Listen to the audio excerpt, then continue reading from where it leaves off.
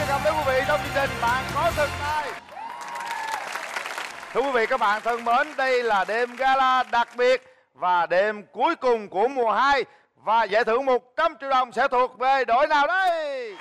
Chương trình Bạn Có Thực Tài do Đài Truyền hình Thành phố Hồ Chí Minh phối hợp cùng với MCV thực hiện với sự đồng hành của nhãn hàng sữa Love & Farm. Tìm ra chủ nhân của giải thưởng 100 triệu đồng hôm nay rất là khó, bởi vì sẽ có các đội rất mạnh, các đội vô địch của các tuần.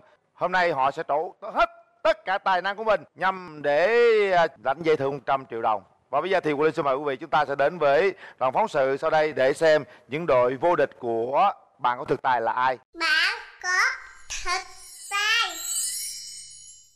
14 tập vòng loại, 115 tiết mục với nhiều thể loại khác nhau. Âm nhạc, biệt tài, xiếc ảo thuật, nhảy múa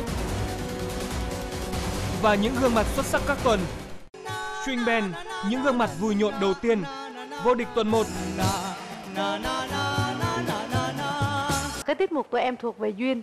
Duyên sân khấu rất là quan trọng, bởi cái duyên nó sẽ thu hút người ta được rất là nhiều. Thứ nhất là trẻ trung, sôi động, hấp dẫn. Wi-Fi, những giáo viên tương lai đầy ấn tượng, vô địch tuần 2 và 3. Các bạn rất là có tài. Trong thâm tâm của tôi á, là tôi vẫn rất là thương, là một ngưỡng mộ các bạn và ủng hộ các bạn.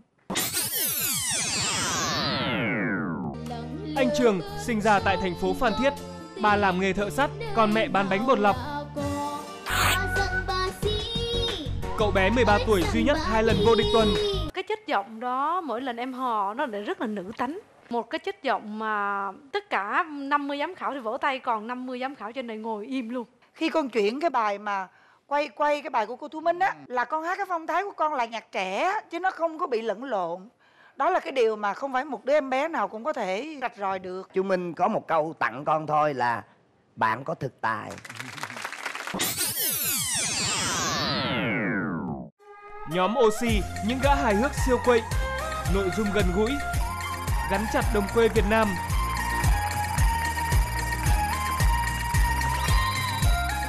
Xin chào quý vị và các bạn. Cùng điểm nhấn là cậu bé nhỏ nhất nhóm đã đưa Oxy vô địch tuần 6.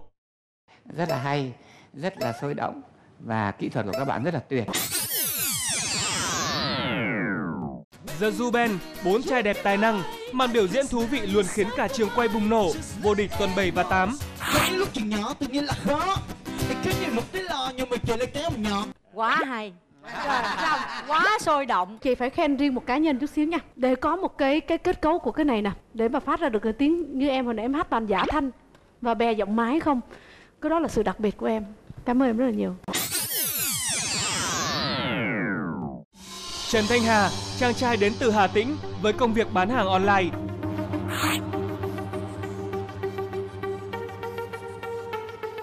Đã chinh phục được ban giám khảo và khán giả Bạn Có Thực Tài với tài năng người không xương. Đúng là em có thực tài. Em diễn phong thái rất tự nhiên và trời ơi, khi em diễn em đẹp trai vô cùng luôn. Lại đẹp trai. Rõ ràng phải công tâm mà nói thì là bạn có thực tài. Bắt tay cái đi. Nhóm nhảy Enki Team, kẻ lập dị đáng yêu, mỗi bài nhảy là một thông điệp.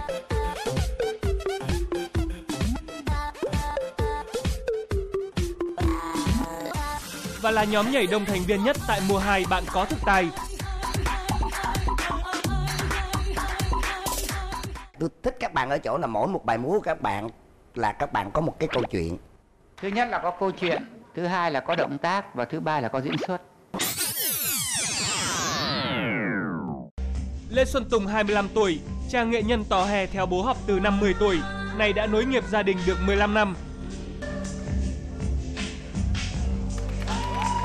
Phi Nhung và Lê Hoàng. Em cảm giác em giống tôi nghĩ là bạn vẽ đồng quê, bạn vẽ cái gì đó, nhưng mà khi bạn lật cái tấm hình lại, phải nói là tôi rất là bất ngờ.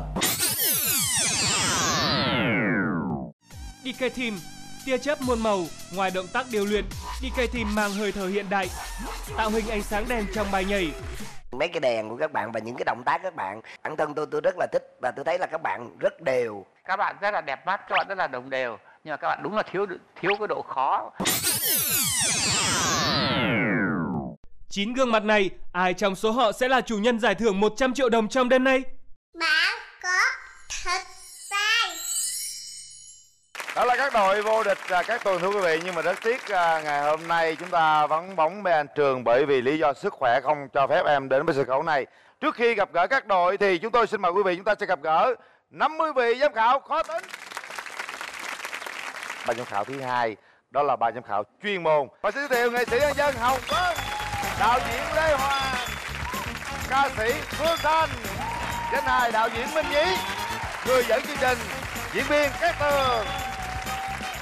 Ngày hôm nay thì ban giám khảo khán giả không có loại ai cả, và họ chỉ cho điểm từ 70 trở lên sẽ cộng 1 điểm, và từ 90 trở lên sẽ được cộng 2 điểm. Và sau đó thì ban giám khảo chuyên môn sẽ góp ý và cho luôn số điểm. Theo anh Minh Nhí thì các tiết mục vừa rồi anh sẽ đoán khoảng đội nào sẽ có điểm cao? Không đoán được đâu. Anh có ấn tượng với một tiết mục nào trong đây? Tại vì ngày hôm nay đó thưa quý vị, là Minh Nhi biết chắc là tất cả các đội sẽ đầu tư cho mình và sẽ rèn luyện, tập luyện một cách rất là kỹ lưỡng. Anh Lê Hoàng có đoán được không ạ? Không, mà có đoán cũng không nên nói ra. Thú thực là như vậy. Nói ra bây giờ nó thành áp lực cho chính mình và áp lực cho các đội thi đó. Tôi chỉ biết chắc chắn là anh Quyền Linh không đoạt thôi. Có lẽ rằng hôm nay các đội rất là nhiều áp lực, thưa quý vị. Đầu tiên chúng ta sẽ đến với đội Quay Phan.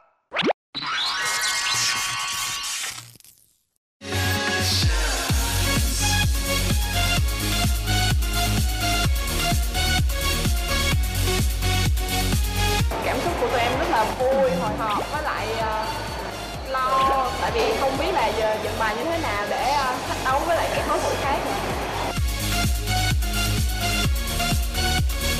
Ưu thế của nhóm tụi mình đó chính là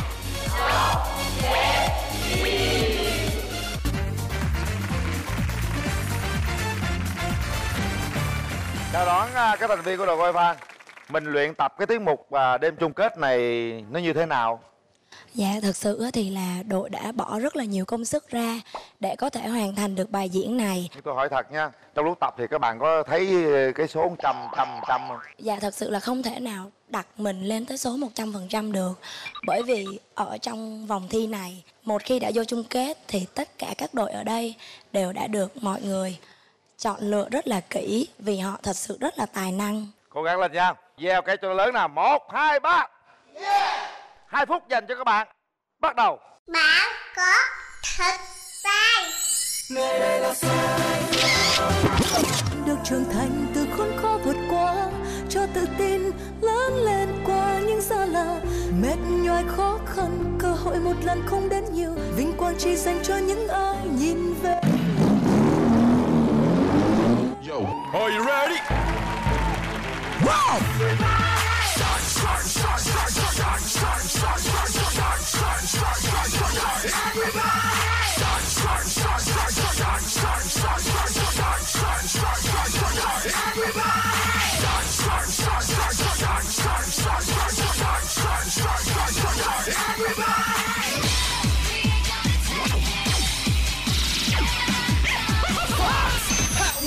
No doubt about it. You know who rocks the world? We are Fox.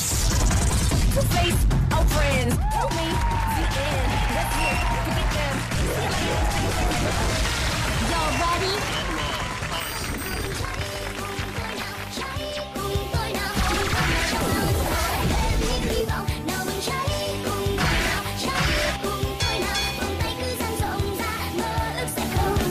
Yo, give me something to dance to. Come on!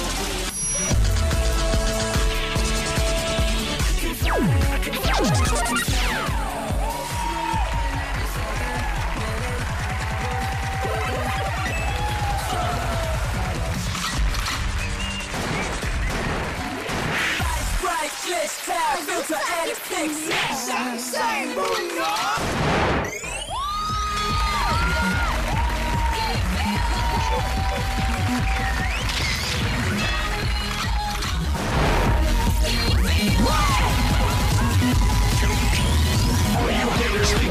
Okay. ta vừa đến với nhóm nhảy đầu tiên. 88%. Các bạn cộng thêm 1 điểm. Chúc mừng Quay Phan. Ưu điểm của các bạn á là các bạn rất là dũng cảm. Các bạn dám làm rất nhiều những cái động tác mà phải nói là mạo hiểm. Nhưng mà nhược điểm của các bạn á là thứ nhất á, là các bạn thiên vào những động tác mạo hiểm quá mà các bạn lại không để ý đến cái sự phối hợp nhịp nhàng giữa đội hình. Thành ra cái đội hình nó không được uyển chuyển là một. Thứ hai là trong những cái động tác nhào lộn đấy các bạn thỉnh vẫn còn bị lật bật nhiều lắm. Và cái thứ ba nữa là các cái điểm nối á, thì các bạn bị trục trặc. Có nghĩa rằng là giữa cái động tác nhảy này với cái động tác nhảy kia đấy thì đôi khi là các bạn ở dưới các bạn cứ lo xét cái đội hình mà các bạn không làm cái đấy trở thành một cái tiết mục hoàn chỉnh. Thứ nhất là các bạn thi đầu tiên, thứ hai là đây là đêm chung kết, cái áp lực của các bạn rất là nhiều. Tôi cảm giác như các bạn lo lắng nhiều hơn trong khi các bạn biểu diễn. Tôi thấy các bạn dùng hết sức mình và sau khi các bạn trình diễn á, các bạn rất mệt. Tôi cũng rất là cảm thông với sự cống hiến về mặt nghệ thuật của mình. Dạ, thật sự là trong bài diễn ngày hôm nay nó không phải như cái bài vừa rồi tụi em diễn, mà cái kết của nó là một biểu tượng của thành phố, đó là tòa Bitexco. Nhưng do khi mà biểu diễn á, thì là sàn trên có trượt, bạn nó té không thể nào lên tiếp tục được. Thật ra là cũng có thấy cái điều đó rất là tiếc. Tại vì biết cái đoạn cuối á, tôi nghĩ là còn có bung một cái gì hay nhảy một cú gì nữa. Mà tôi hồi hộp nó chết rồi, không biết là mấy bạn có nhảy hay không hay mấy bạn dừng lại. Tại vì tôi thấy cái nét mặt của các bạn lúc đó nó hơi hoảng loạn một chút, hơi phân vân á. Trật một cái là nó rất là nguy hiểm. Thật sự lúc đó là chị rất là lo luôn. Còn bây giờ chúng ta sẽ biết kết quả từ ban giám khảo chuyên môn. Cát Tường 9, Lê Hoàng 8, Minh Nhĩ 9, nghệ sĩ Dân Hồng Vân 9 và Phương Thanh là 9. Tổng số điểm của Quay Phan là 45 điểm. Chúc mừng các bạn. Quý vị vừa thêm xong phần biểu diễn đầu tiên của Quay Phan, có vẻ không được suôn sẻ cho lắm, áp lực rất là lớn. Và bây giờ đội kế tiếp cũng áp lực như vậy đó quý vị. Đội đó là đội nào? Xin giới thiệu nhóm Sting Band.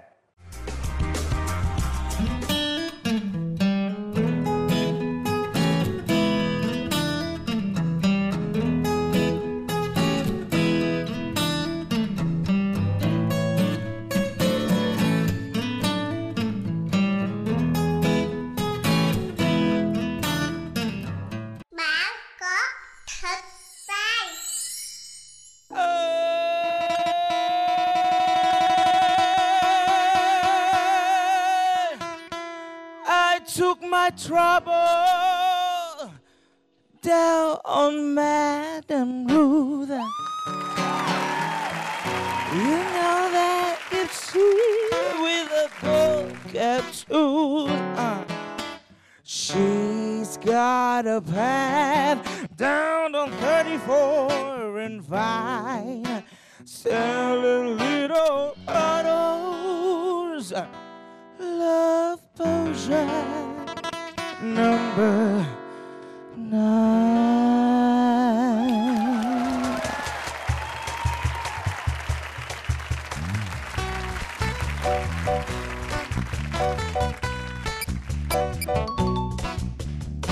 I told her that I was a flop with chicks. I've been this way since 1956.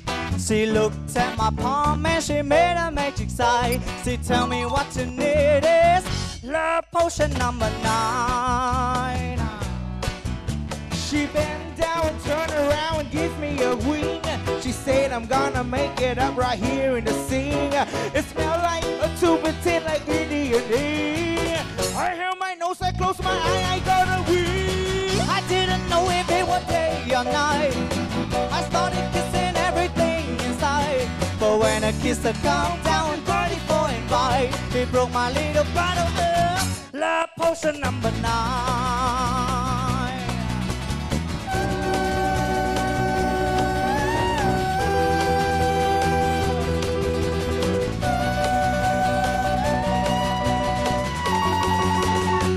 I didn't know if it was day or night. I started kissing everything inside. But when I kissed the countdown 34 and 5, it broke my little bottle of love potion. Love potion. Love potion. Love potion.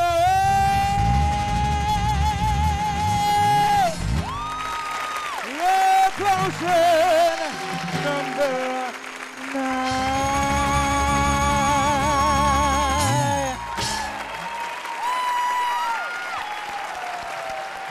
Hôm nay một phần biểu diễn mà tôi thấy rằng khán giả vỗ tay quá nhiều, thậm chí ban giám khảo vỗ tay luôn.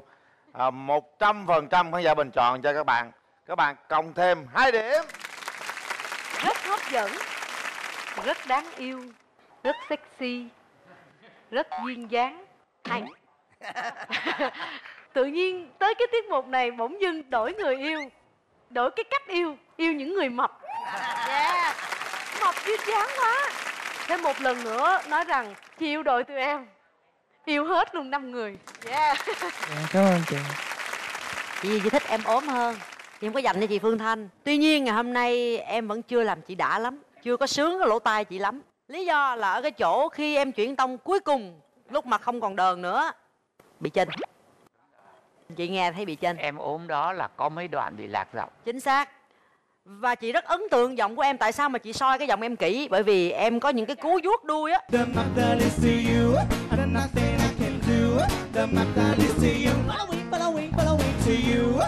Ét lên cuối á. Mà hôm nay chị lắng lỗ tai chị nghe hoài những cái cú đó không thấy. Cái bài lần trước em thi là có, nhưng mà chắc là tại vì cái bản chất bài này không có mấy cái ép đó, đúng không? Chính vì vậy á chị mới cố gắng chị tìm để cái cảm giác nghe em hát cái lúc đó. Chính vì vậy chị để ý em nhiều. Và khi chị để ý em nhiều, chị phát hiện em hát bị phô những cái đoạn vô là bị phô. Mặc dù hôm nay là nguyên nhóm tụi em máu rất là sôi, khán phòng này là coi như 100% của khán giả là cho các em rồi. Vì chị để ý em kỹ quá đi, cho nên là chị mới phát hiện ra là em như vậy. Nghĩa là tôi đã phát hiện ra là đồng chí Kính Cận đấy là có mấy chỗ bị lạc giọng. Không, nhưng mà cũng không thành vấn đề, nhưng mà nó rất là nhuyễn. Nhưng mà đây là thi đỉnh cao mà, thành ra mình phải bắt bẻ thôi. Không phải, tại vì hôm nay Cảm ơn ban giám khảo. Cũng có chút xíu trục trặc ha. Còn bây giờ sẽ là số điểm từ ban giám khảo chuyên môn.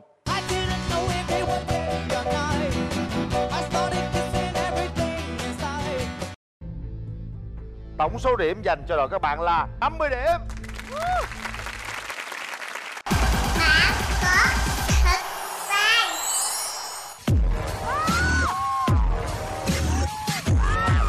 Because I'm happy, I belong. If you feel like a room without the roof.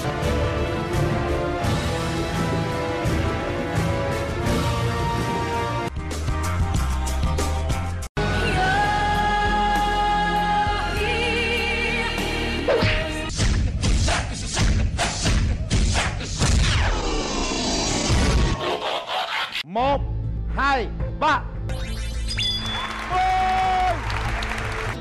Chúc mừng.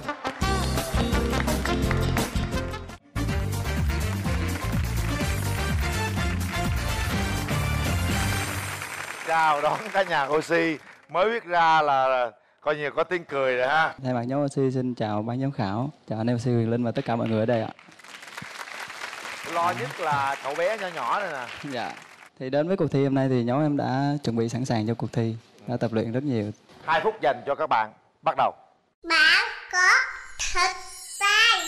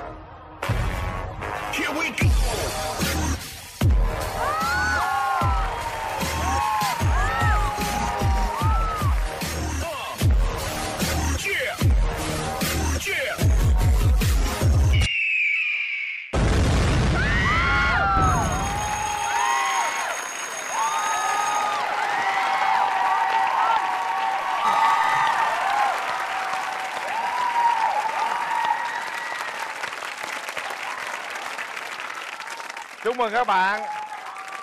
Thật là tuyệt vời. Một tiết mục mà rất là lạ mà độc nữa các bạn. Tôi không biết sao mà diễn tả được những giây phút đó. Và các bạn thấy những tràng pháo tay, tiếng hú của khán giả rồi ban giám khảo đứng dậy hết trơn luôn. Hú quá, hú là bà nào? Nghệ sĩ nhân dân Hồng Vân. Bà hú quá luôn à? Hú quá. 100% và các bạn cộng thêm 2 điểm. Và bây giờ cái người mà hú to nhất là nghệ sĩ nhân dân Hồng Vân. Từ tiết mục đầu tiên tới giờ tôi chưa được quyền phát biểu. Bây giờ may quá cho tôi được quyền phát biểu ở cái nhóm này. Khi mà các bạn xuất hiện là tôi đã cảm thấy là tôi quá ấn tượng về cái nhóm này á. Là tại vì cái hình ảnh của các bạn nó quá gần gũi, nó quá thân thương.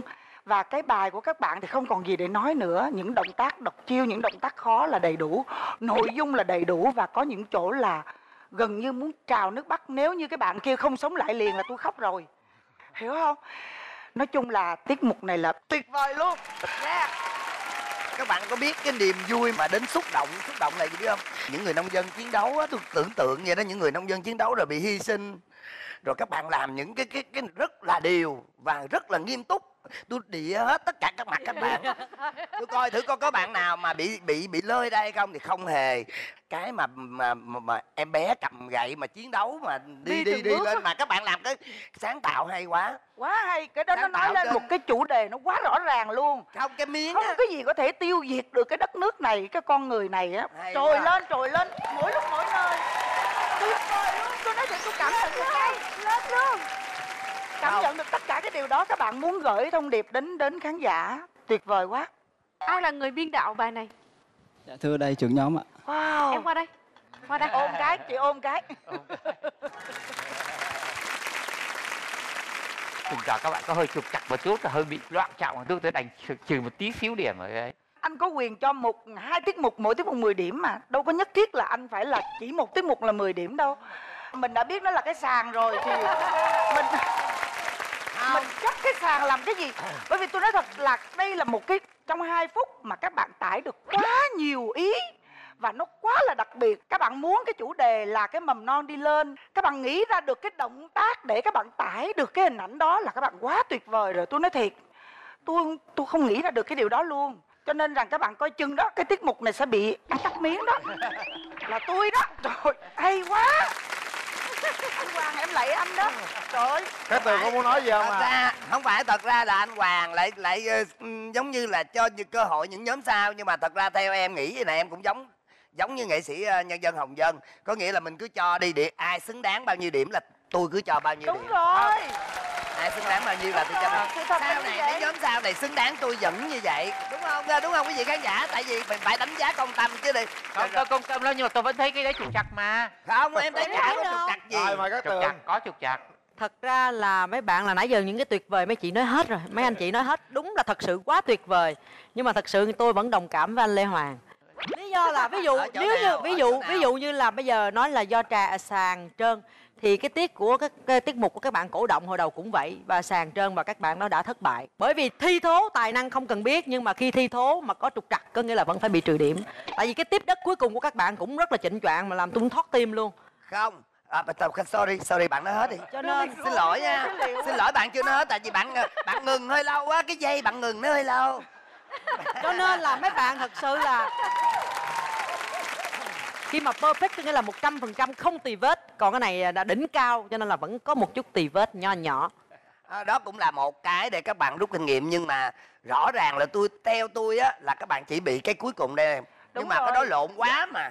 Lộn đó quá mà nó không rớt xuống đây là may rồi bà. Anh nói vậy đâu, không lẽ cái nhóm đầu ta lộn mà ta té hay sao? Phải công tâm mà nói nhóm đầu bị rung nhiều thứ quá và mất tập trung. Thì bởi vậy nhóm này người ta tự tin, nhóm này rất tự tin.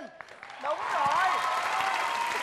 Còn cái nhóm đầu ra là đứng rung rồi nè, đưa lên cái là bả rung này rồi.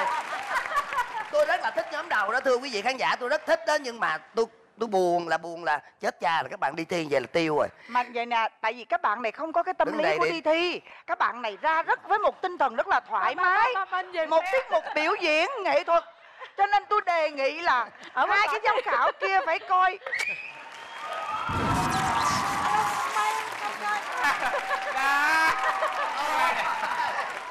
Nói nghe nè, hai người này sống ở ngoài quan đạo. Không ai dám ở gần nhà. Thôi tụi mình ở chung cư được á. Cảm ơn ban giám khảo rất nhiều. Các bạn đã làm cho có sự tranh cãi quyết liệt. Quan điểm của ban giám khảo như thế nào, chúng ta sẽ thấy số điểm như vậy. Số điểm dành cho các bạn từ ban giám khảo chuyên môn: 3, 2, 1, bắt đầu. Cát Tường 9,5, Lê Hoàng 9,5, Minh Nhí 10, Hồng Vân 10 và Phương Thanh là 10. Tổng số điểm dành cho Oxy là 51 điểm.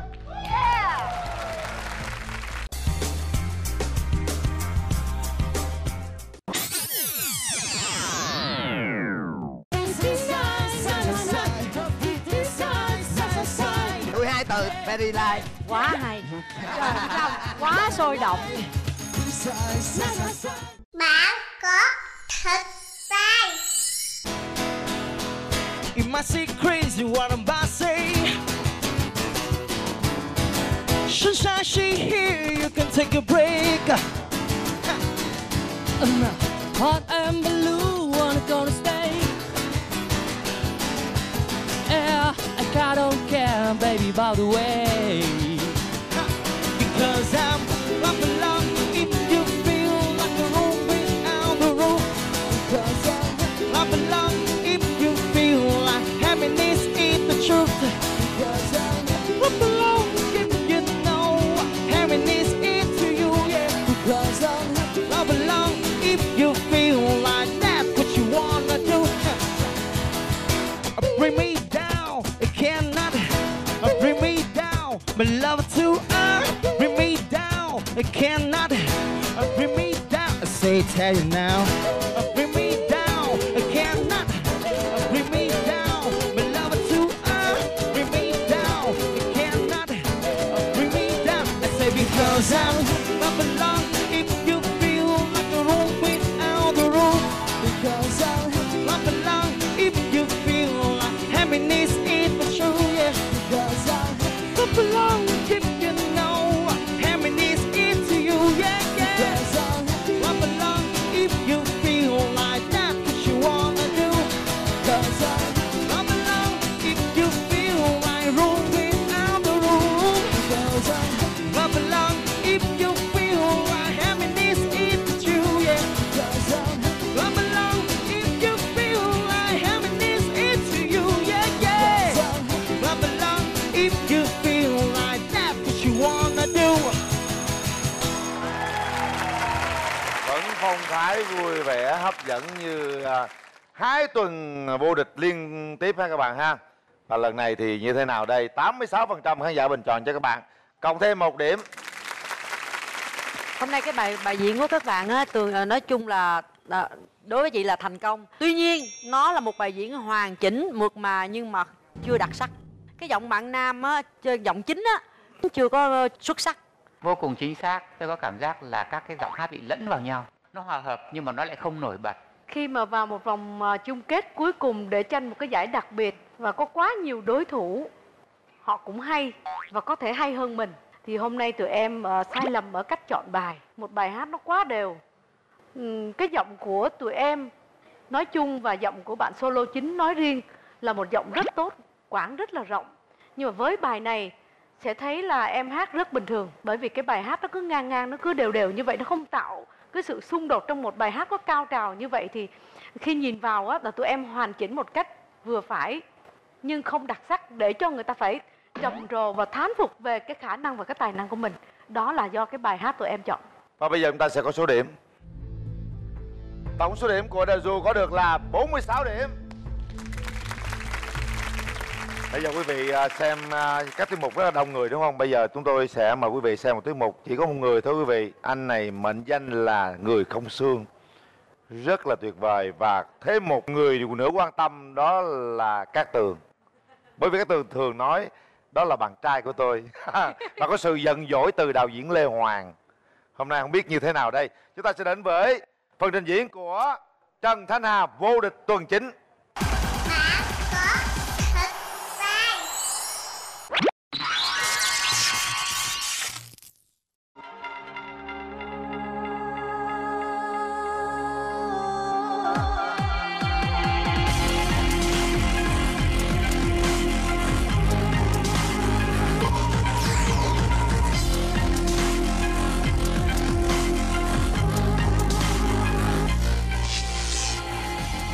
Hãy chờ đón tiết mục của tôi ở vòng gala. Yeah.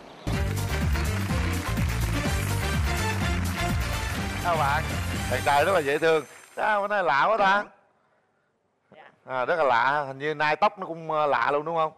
Dạ vâng. Bạn cảm nhận thế nào, có hồi hộp lắm không?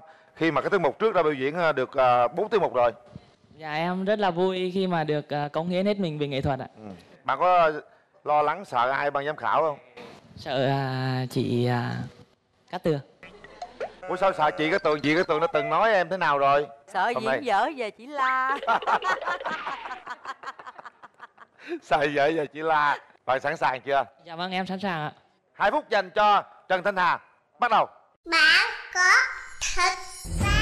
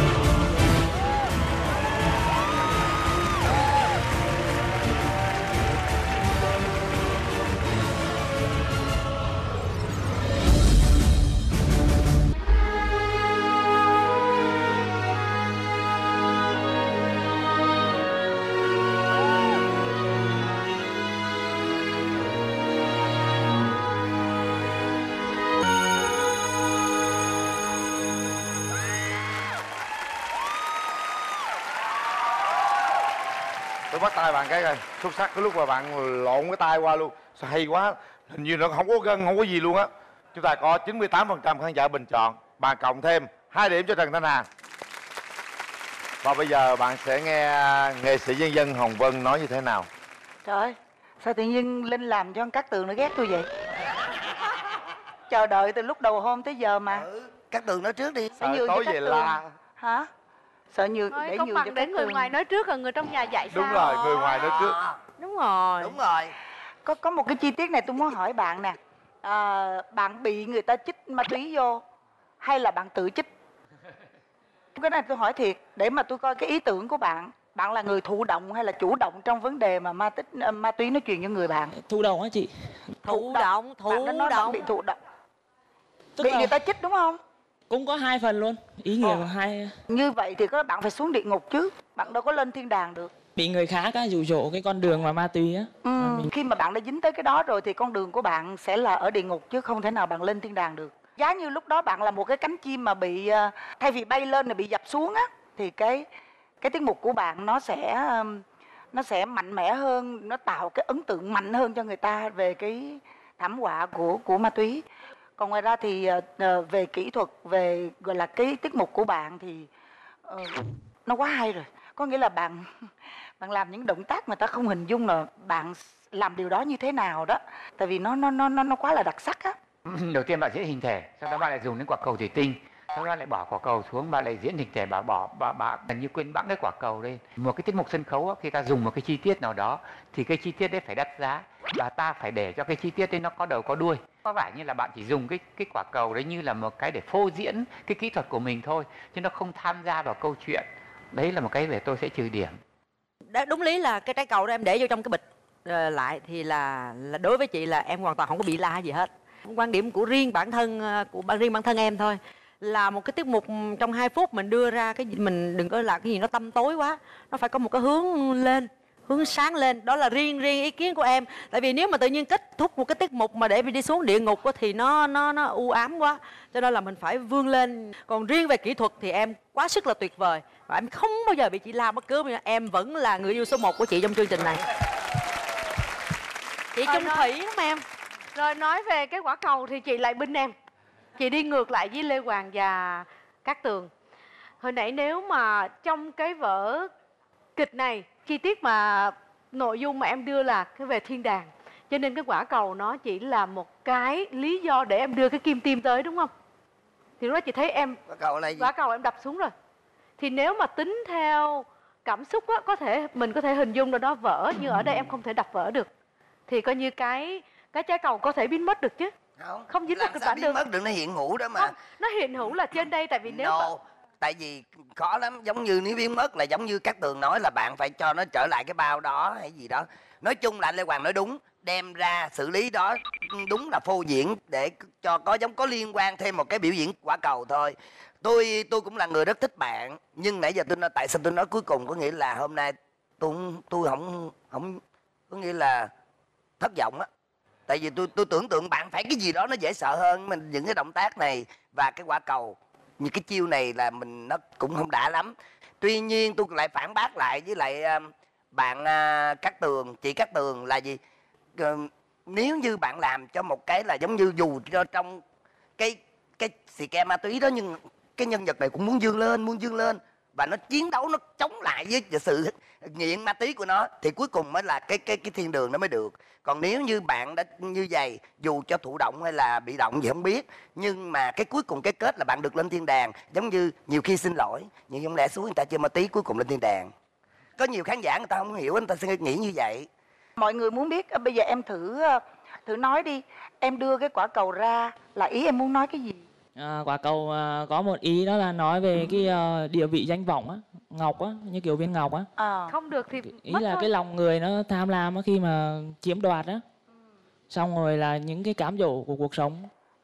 Khi mà em đã có được cái vàng bạc châu báu rồi á, thì bắt đầu em sa ngã vào cái ăn chơi mà em bị ma túy, đúng không? Thì khi người ta sa ngã ăn chơi, ta đâu có cần phải lấy cái viên ngọc ta gom ta cất vô bịch nữa, ta giục bà nó cho rồi, đó cũng đâu có sao đâu. Rồi còn cái vụ cái mặt là sao? Cái vụ cái mặt là sao? Cái vụ cái mặt là sao? Trang điểm cho nó khác xíu ấy. Và bây giờ chúng ta sẽ có số điểm từ ban giám khảo chuyên môn với bạn Trần Thanh Hà.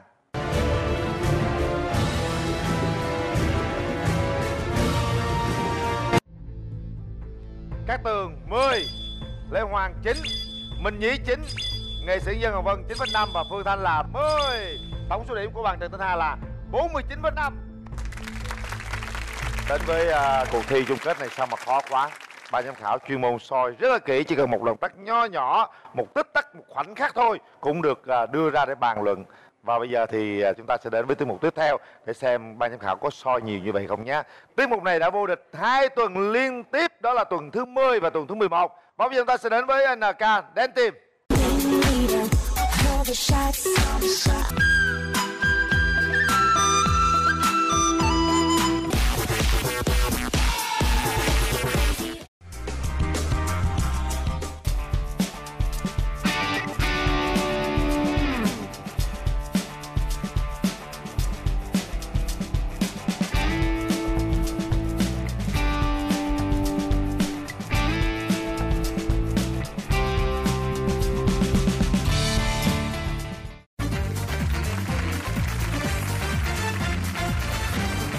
Chào các thành viên vô địch 2 tuần. Tôi nhớ rằng trong cái cuộc vô địch tuần đầu tiên các bạn đầy nước mắt và sau đó cũng là nước mắt. Ngày hôm nay có nước mắt không ta? Dạ, lời đầu tiên thì cho phép em gửi đến ban giám khảo cũng như quý vị ở đây lời chào nồng nhiệt nhất. 2 tuần vừa rồi tụi em may mắn được khán giả cũng như ban giám khảo vote cho tụi em và tụi em quán quân. Thì như anh Quyền Linh có nói là tụi em có một tí nước mắt. Dạ. Và hôm nay thì chắc em nghĩ là nụ cười sẽ nhiều hơn là nước mắt Nên em chỉ biết là hy vọng hoàn thành được cái bài biểu diễn của mình cho khán giả cũng như ban giám khảo ở đây thôi. Mỗi lần vô địch tuần thì tôi thấy rằng ban giám khảo khen các bạn về chủ đề rất là nhiều. Và ngày hôm nay đông như thế này, liệu các bạn có làm được điều đó hay không? Tụi em tin chắc tụi em sẽ làm được. Sẵn sàng? Dạ vâng. 2 phút dành cho cả đội. Bắt đầu. Bạn có thật sai.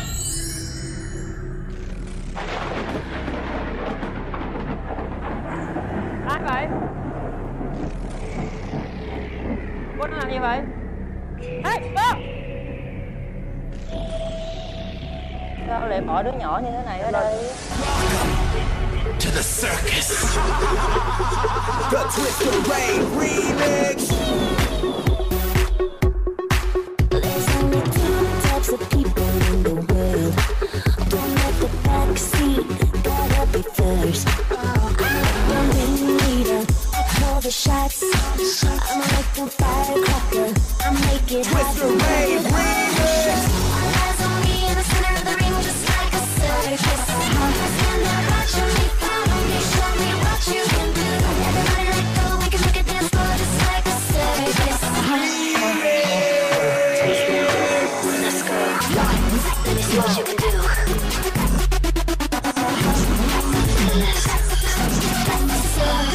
Rock the spot, show me what you got. Let's go.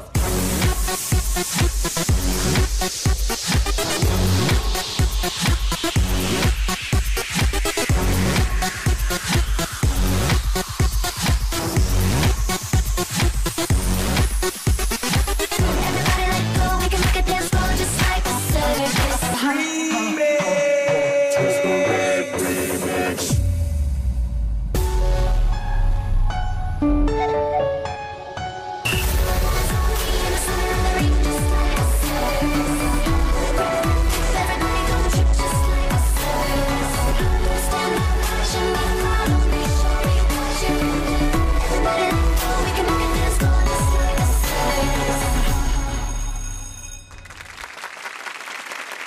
Chúc mừng vòng biểu diễn của NKden Team và các bạn nhận được 60% của khán giả bình chọn. Tiết mục của các bạn thì vẫn có một cái ưu điểm của các bạn. Thứ nhất là màu sắc rất là nhiều. Thứ hai là các bạn rất là trẻ trung, và thứ ba là những cái vũ đạo của các bạn rất là hiện đại. Tuy nhiên lần này á, các bạn có một cái dở, đó là cái thông điệp của các bạn không được rõ lắm. Đầu tiên thấy có một đứa bé bị lạc, đúng không? Và tôi cứ tưởng là các bạn sẽ bám vào đấy để thành một cái câu chuyện gì đó. Nó có màu sắc, nó có sôi động, nó có tất cả, nhưng mà cái nội dung nó không được rõ. Mới đầu tôi cũng dự đoán á, tôi thấy là em bé thì chắc chắn là bị lạc ở trong rừng hoặc mẹ bỏ rơi, thì sau đó muôn thú sẽ cứu. Thấy một cái bạn ra bưng, nhưng mà tôi thấy bạn bưng em bé là thấy không đúng rồi. Cái cách bưng của bạn là một cái phèo lên cái, xong tới chừng các bạn mở cái màn ra, tôi thấy em bé bị giục lăn lóc á, tôi bị đứt ruột á, tôi bị nhói tim á, hiểu không? Thì sau đó thì tôi bị bấn loạn, là tôi không biết là các bạn muốn nói lên cái điều gì trong cái bài nhảy này. Phương Thanh thì nhìn thấy rất rõ ý tưởng của các bạn là một người mẹ bỏ đứa con rơi ngay trước rạp xiếc, xong rồi mở ra một cái là đứa con là em trưởng thành từ rạp xiếc, và người mẹ quay về, rồi hai mẹ con giằng xé với nhau. Nếu như mà người mẹ về sớm một chút xíu và chỗ đó giằng xé nhiều hơn một chút xíu nữa thì cái vở kịch, nhạc kịch này nó sẽ sâu hơn rất là nhiều. Thì các bạn cho vào trễ quá, cho nên với tiết mục này nó chỉ có bề ngoài nhiều nhưng không có độ sâu, cho nên nó không đã thôi. Về cái diễn xuất của các bạn á thì tôi đã từng khen, nhưng ngày hôm nay thì cô Hồng Vân nói rồi đó, các bạn bóc cái đứa con lên như vậy phản cảm lắm, tội nghiệp nó lắm. Rồi mở màn ra một cái đứa con, cái đó nó bị lăn lóc ở đằng kia. Không có, nó quăng cái vèo. Không, thì có thể là vậy nè, có thể là do các bạn phải giống như mình hậu trường á, khi mà chưa ấy là mình hậu trường mình quăng để mà mình diễn, đúng không? Nhưng mà cái đó phải khéo, phải tính. Mấy cái đó phản cảm lắm, tội nghiệp. Cho nên hôm nay tôi cũng chờ đợi các bạn. Tôi thấy các bạn chuẩn bị từ chiều tới giờ đó, là tôi nghĩ là chắc hoành tráng lắm đây á. Tôi chờ đó chứ.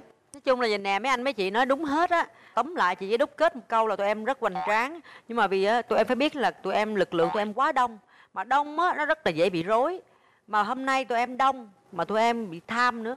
Tụi em bỏ tùm lum tiết mục lên cái nó rối. Chứ thật ra chị giống như chị Vân Thanh là chị nhìn thấy cái nội dung tụi em rất rõ, là bà mẹ bỏ con, không thấy rất là đơn giản. Nhưng mà bị rối quá, lúc cái rạp xiếc nó tùm lum tà lan, cái là dạy đứa nhỏ là thành lớn rồi, phun lửa phun đồ ra chi, tạo độ khó cho mình chi cho trơn trợt. Trong khi tụi em đông rồi, người đi ra người đi vô, rồi đưa cây này cho anh Minh Nhí mục đích làm gì đây, rồi không có xử lý gì trơn, tưởng đưa rồi hồi quýnh ảnh hay là cái gì. Lần trước á, đám đông là thế mạnh của các bạn, Còn bây giờ đám đông lại là cái yếu thế, vì đông cái nó bị rối. Với 2 phút các bạn làm như vậy tuyệt vời rồi, bởi vì xử lý đám đông thế này khó lắm các bạn. Các bạn đã kết nối được 18 thành viên thế này, điều đó cũng rất là tuyệt vời rồi. Chúng ta sẽ có số điểm từ ban giám khảo chuyên môn. Tổng số điểm của bạn là 45 điểm.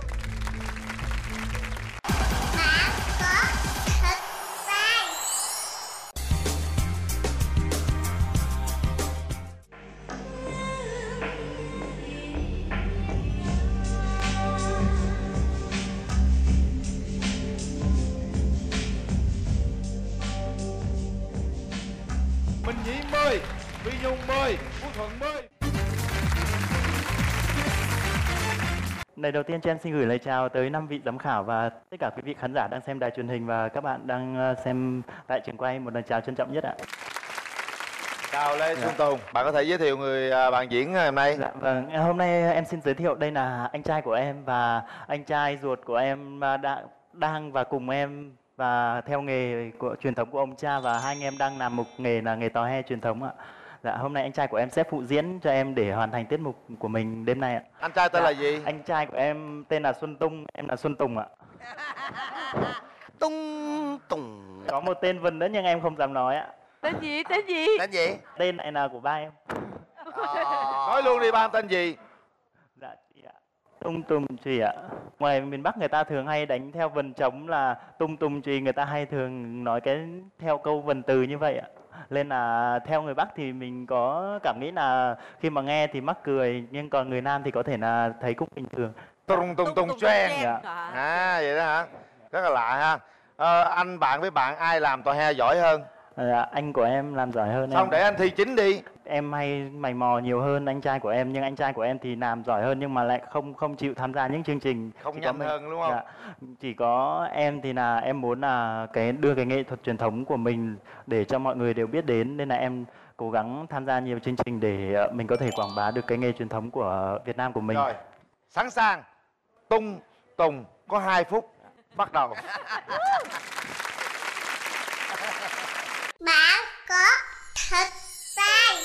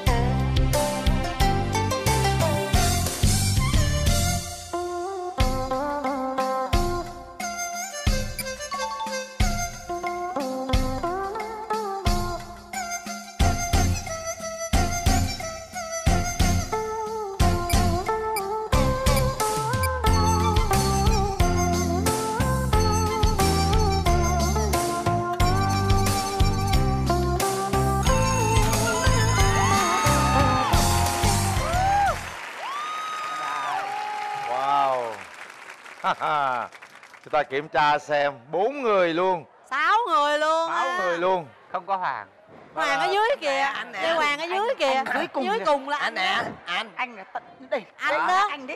Cầm cái lỗ mũi anh nhầy quắt kìa. Cái đó, cái cầm anh Nhồng Hiểu đó kìa. Bây giờ ban giám khảo phát hiện ra ai với ai nào? Đó, thấy Cát Tường hung Phương Thanh không? Bà Phương Thanh đó. Đó, Phương Thanh thấy chưa, Cát Tường thấy chưa, nè chị Hồng Vân nè, ở dưới anh Quyền Linh nè. Đó, anh Minh Nhí nè, đó anh Lê Hoàng. Minh Nhí với lại Lê Hoàng đâu mặt á. Lê Hoàng mũi hơi khoằm. Đúng rồi. Đúng rồi. Cầm hơi dài. 6 người luôn. 6 người.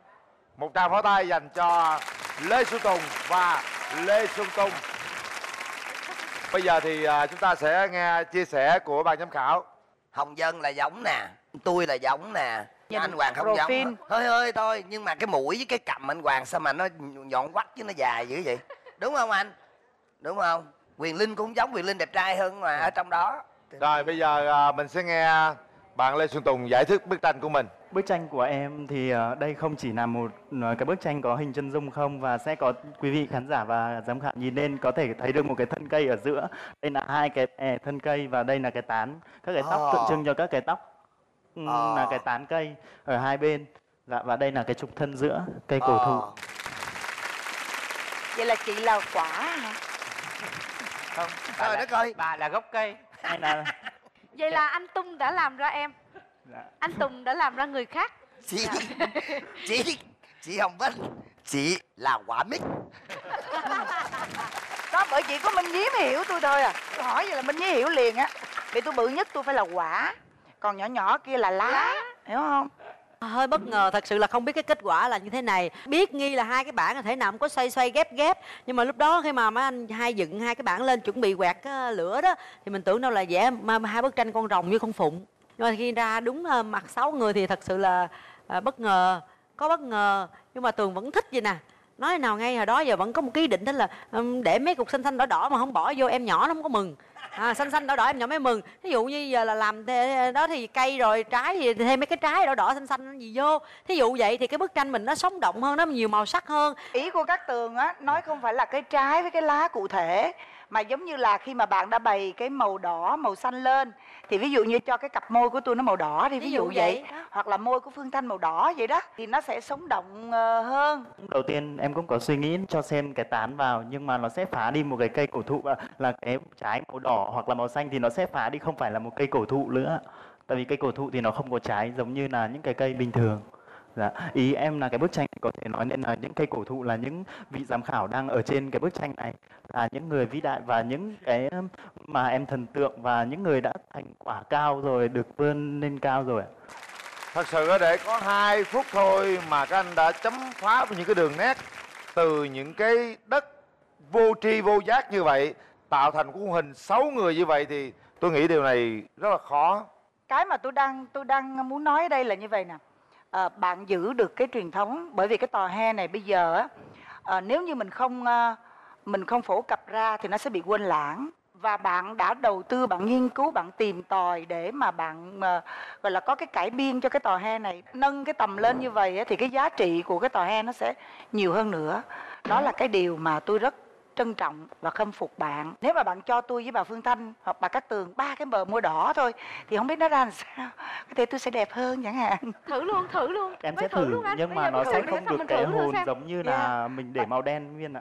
Mình làm như vậy nó sẽ bị rọi cái màu và nó sẽ không được như vậy nó thành hề hề sao? Đúng rồi, nó sẽ không đẹp. Đó, nhìn nó sẽ Nó phá bức tranh ngay. Thấy chưa? Rồi, thôi lấy cái đỏ ra. Lấy cái đỏ ra cho bức Nếu tranh như nó không đẹp. có màu nó sẽ trở thành một cái bức tranh nghệ thuật rất là Trông đẹp, rất là đẹp. mộc mạc nó rất là đẹp. Và nếu như để màu vào thì nó kỳ lắm. Thì mình có phải giả định để mà, tức là tôi phải đưa ra cái sai để thấy bạn Tùng đúng, đúng không? Tôi phải đưa cái xấu để thấy bạn Tùng đẹp. Quá à chị ơi. Trời ơi, có quyền phản biện, có quyền biện minh chứ. Trời ơi, có quyền. Anh Lê Hoàng có ý kiến thế nào không ạ? Không, tôi thấy anh Tùng đúng. Tôi sai, tôi nhận là tôi sai. Xin lỗi em Tùng ơi. Cảm ơn ban giám khảo rất nhiều. Chúng ta vừa đến với một bức tranh tôi nghĩ rằng rất là đặc sắc thưa quý vị. Và bây giờ sẽ là số điểm từ ban giám khảo chuyên môn. Số điểm bắt đầu. Cát Tường 9,5, Lê Hoàng 9, Minh Nhí 9,5, nghệ sĩ nhân dân Hồng Vân 10, Phương Thanh 10. Tổng số điểm dành cho anh Lê Xuân Tùng là 50 điểm.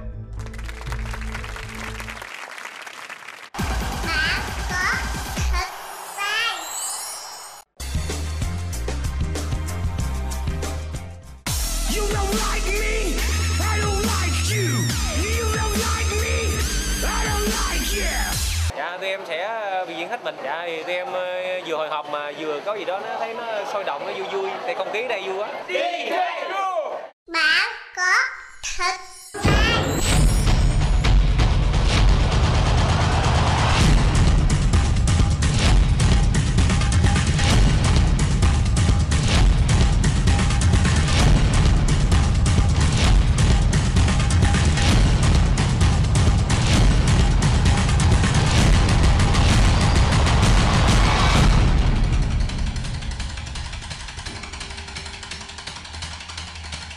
Shake that.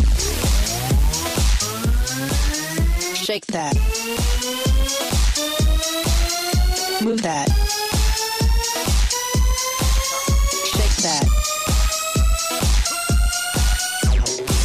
We like to party rock and we came to lose control. Shake that. Can you keep the party people dancing?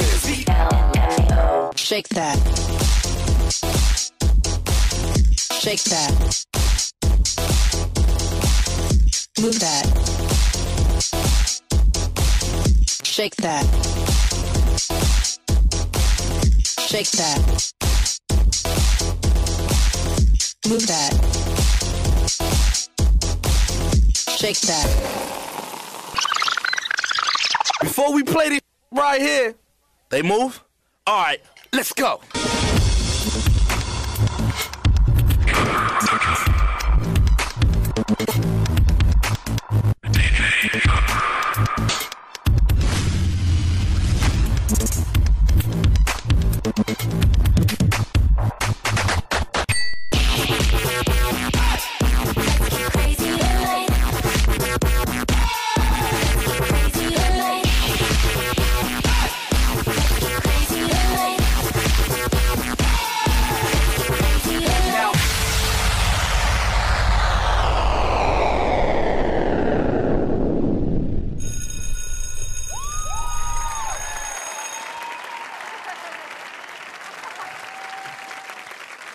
Rồi các bạn có 98% từ khán giả, cộng thêm 2 điểm. Hôm nay là bữa đầu tiên tôi được xem các bạn biểu diễn. Đúng là một tiết mục biểu diễn để mà hớp hồn người xem. Từ cái cách mà phối ánh sáng, rồi các bạn chuyển màu á, cái đội hình của bạn rất là đẹp và nó huyền bí. Về múa, về vũ đạo thì tôi không có được rành lắm bằng chị Cát Tường. Với tôi luôn luôn cảm nhận tất cả các tiết mục của các bạn tham gia, bạn có thực tài bằng cái cảm nhận của một người xem, một người khán giả đúng nghĩa. Cho nên là nếu hỏi tôi thì tôi nói đây là một tiết mục hay và tôi thích tiết mục này. Coi mấy em diễn 3 lần, lần đầu bị hoa mắt, lần thứ nhì thuyết phục. Hôm nay hay mà chưa có thăng hoa, chưa có làm cho người xem nổi da gà, giỡn da gà. Tôi thì thấy rất là đẹp mắt, rất là hiện đại, trẻ trung và sống động lắm. Còn đúng là chưa thấy chủ đề. Tôi thèm mấy cái chiêu mà của cái tuần vừa rồi á, cái chiêu mà một người đây cái đèn á, cái giống như biến qua đây, cái biến lên kia đó. Còn hôm nay cái chiêu đó ít và thêm được cái chiêu cuối cùng mà các bạn mà solo á là được cái chiêu đó. Trong 3 tuần mà Phương Thanh được xem các bạn diễn á, thật sự ra sắc sảo nhất, hoàn hảo nhất và gây ấn tượng mạnh nhất đó là tuần thứ nhì.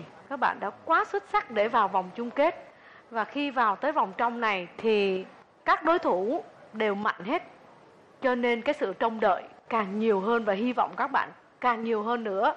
Bởi vì vào tới vòng này á là phải soi tụi em từng tí một. Và nhóm nào cũng vậy.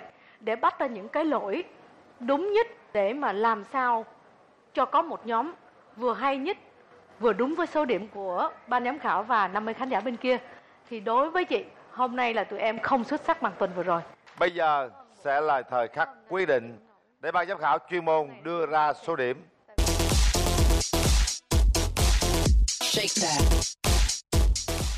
Số điểm dành cho các bạn bắt đầu.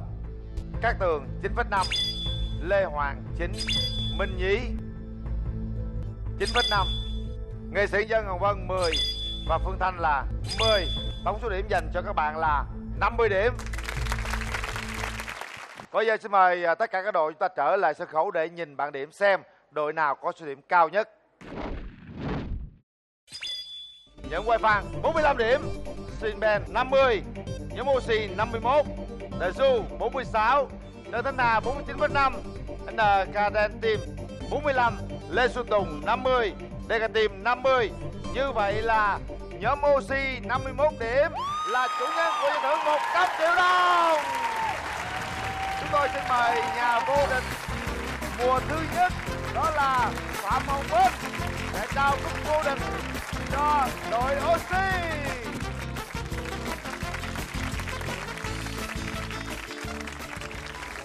Như vậy là đêm gala kết thúc mùa thứ 2 của bạn Thực Tài. Giải thưởng thuộc về nhóm Oxy. Đó là kết quả và tôi nghĩ rằng ngày hôm nay sẽ là một ngày rất đặc biệt của tất cả các đội có mặt trên sân khấu.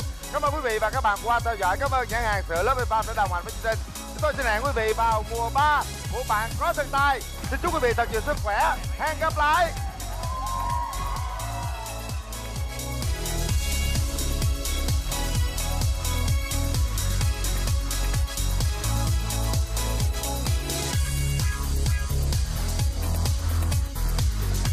Chương trình do công ty MCV và Đài Truyền hình Thành phố Hồ Chí Minh phối hợp thực hiện.